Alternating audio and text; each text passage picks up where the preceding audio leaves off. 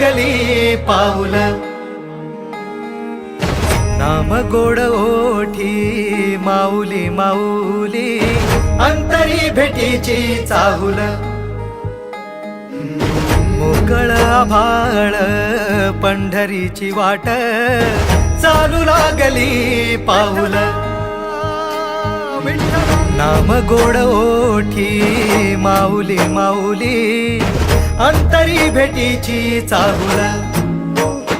निघाली पाऊले दर्शनी ध्यास लागला पंढरी हो असं या उरात दाटली